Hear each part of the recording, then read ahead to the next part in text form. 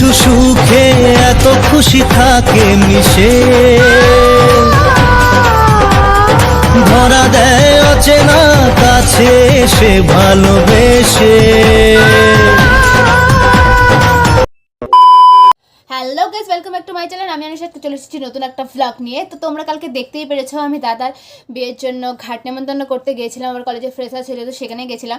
তো আজকে আবার জল আনতে যাব, তো চলো তোমাদেরকেও সাথে নিয়ে যাচ্ছি। আবার আজকে কলেজেও যেতে হবে একটু পরে, মানে 2টোর দিকে আজকে অ্যাসাইনমেন্ট জমা আছে। তো আজকে কি কি করব না করব তোমাদের সবটা দেখাবো, তো চলো দেখতে থাকো।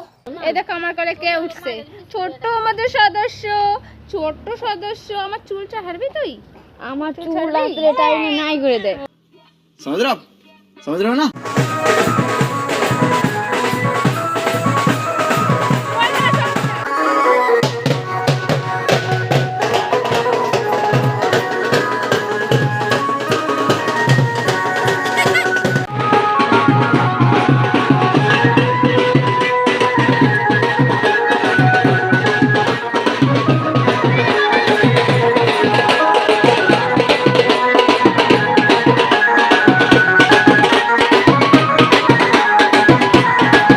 A few moments later.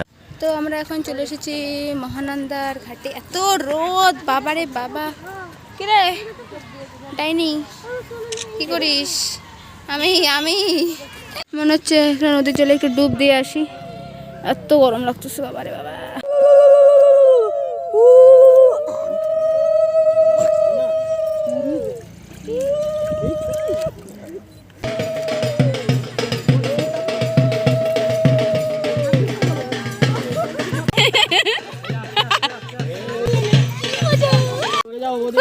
সেই মজা না। An hour later. তো জল আনা হয়ে গেল, তো এখন আবার যাচ্ছি কলেজে। এত দেরি হয়ে গেছে, মানে প্রচণ্ড লেগেছিলো, 2টার দিকে মানে যেতে হতো। এখন বাজে প্রায় 1:30, আধা ঘন্টাতে পৌঁছাবো কিনা জানি না। তো আজকে আসলে কারণ কি আজকে যেতাম না কলেজে, কিন্তু যেতেই হবে কারণ কি অ্যাসাইনমেন্ট জমা দেওয়া, আর তো অন্য ডেট হয় না। তো চলো যাই।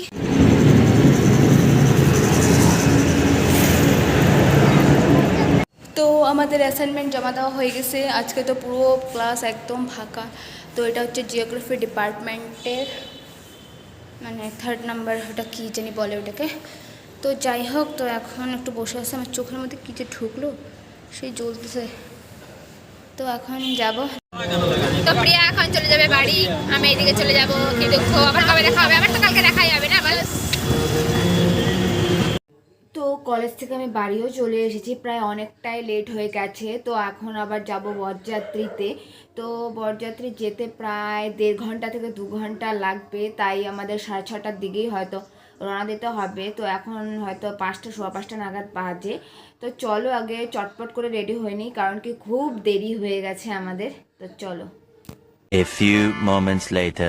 তো আমি রেডি হয়ে এখন বেরিয়ে পড়েছি, কারণ কি ভিডিও করার একদমই টাইম ছিল না, তাই একদম রেডি হয়ে বেরোই পড়লাম।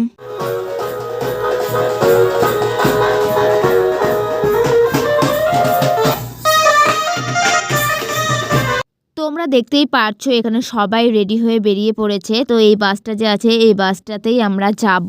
প্রায় 1.5 ঘন্টা লাগবে যেতে। তো রাত্রের বেলা হয়ে গেছিলো অনেক, তাই আর ভিডিও ক্লিপ কোনো কিছু নিইনি। তো ওখানে একদম পৌঁছেই এখানে সবাই একদম বোম ফাটাতে শুরু করে দিয়েছে।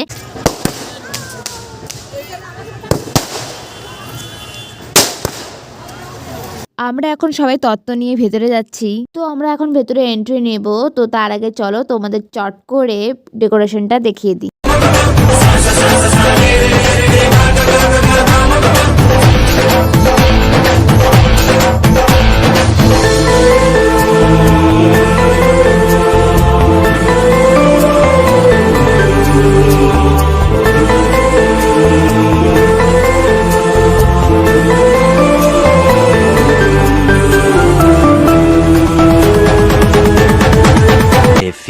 Moments later. তো দেখতেই পারছো দিদিকে খুবই মিষ্টি লাগছে। আর দিদি কেন বললাম এটা তোমরা ভাবছো তো, কারণ কি ছোটোবেলার থেকেই আমি তাকে দিদি বলে এসেছি। তো এখন হঠাৎ করে বৌদি ডাকতে কেমন লাগে, তাই দিদি বলেই ডাকলাম।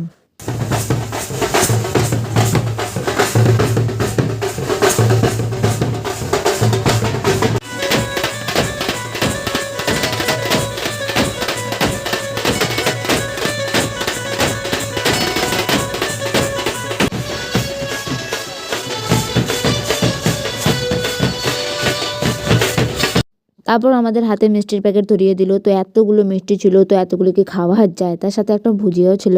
তারপরে এসব খেয়ে আমরা চলে গেলাম স্টলের দিকে। তো সেখানে ছিল পকোড়া, জিলাপি, তারপরে ফুচকা, তারপরে কফি এসব ছিল। তো জাস্ট আমি একটু পকোড়াই খেয়েছিলাম আর কি। তো আমরা এখন যাচ্ছি খেতে, তো চলো যাই।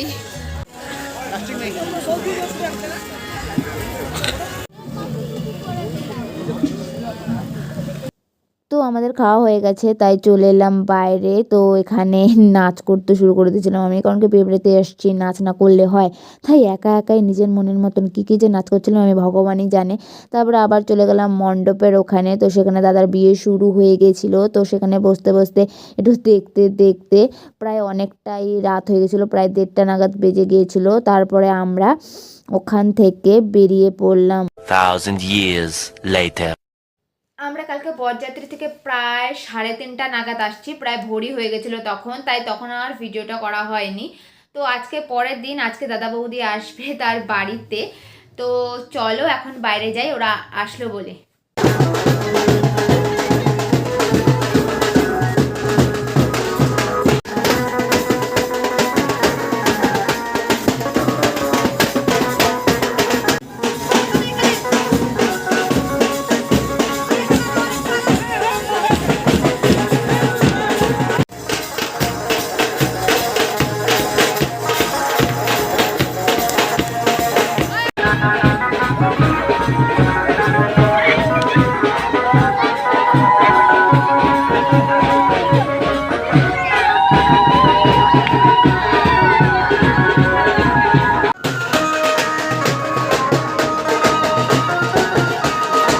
A few moments later. তো তোমরা দেখতেই পারলে দাদা দিদি সবাই মিলে আমরা খুব মজা করে ডান্স করলাম। আর দাদা দিদিকে দেখতে কত মানুষের ভিড় হয়েছে।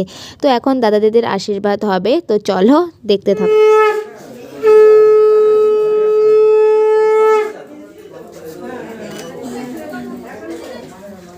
1 minute 37 seconds later. তো বাড়িও চলে এলাম। তো ভিডিওটা এখানে এন্ড করছি। ভিডিওটা দেখে যদি কিছু ভালো লাগে থাকে তো অবশ্যই like, comment, share and subscribe করতে ভুলো না। যারা যারা ফেসবুক পেজ থেকে দেখছো তারা অবশ্যই ফলো করতে ভুলো না। Tata, bye bye.